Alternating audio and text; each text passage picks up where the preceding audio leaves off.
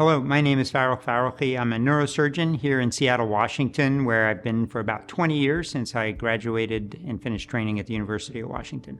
Most of the time I'm spending my hours chasing 4 teenagers around and biking and hiking and having fun in the Northwest.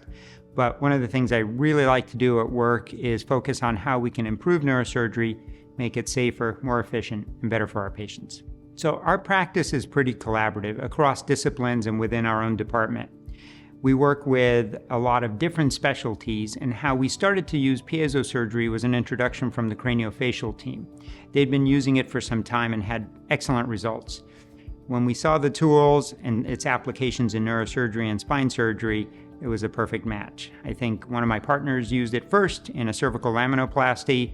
We all found out how easy it was and how effective it was. And from there, it spread throughout the department.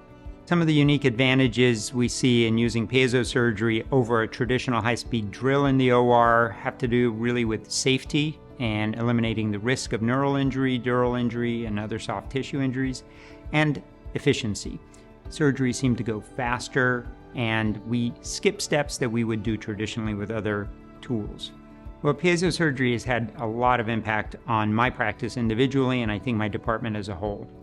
It started with just some cervical procedures, but now almost every member of my department uses it for both minimally invasive spine and complex spine, as well as neurosurgical cases like craniotomies. And within that spectrum of cases, I think it has reduced the operative time, reduced blood loss, and really improved safety for our patients so that we can get the job done faster and easier. Learning to ride a bike, again, is really hard. You've already developed many skills in how to navigate a spine or a cranial procedure with a high-speed drill, and that over many years becomes very ingrained. So learning how to use a piezo will have a learning curve of probably about 5 cases, where you have to unlearn everything you learned for the first part of your career. Specifically, you have to hold the device much more lightly and let the ultrasonics do the work, versus a traditional drill where you have to push firmly while holding the drill in position and keeping it from moving and causing harm. So that's probably been the hardest part of the learning curve, but once you achieve that, it's a much easier procedure, much less stress on the surgeon, and much more safety for the patient. The best example of how piezo has impacted our procedural workflow is probably a traditional multi-level open laminectomy. In the traditional open laminectomy, myself and my assistant would each take turns using a high-speed drill while the other one was observing or assisting. Because the piezo has no moving parts, we can work in parallel and cut that portion of the operative time in half.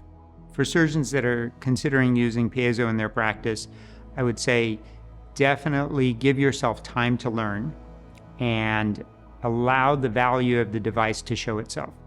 I think a lot of my partners at first were worried that it was a slower cutting device, but once they used it a few times, recognized that their overall procedure times were much shorter, and the added benefits of the safety and efficiency really sort of put them over the edge to switch from a traditional high-speed drill to the piezo device.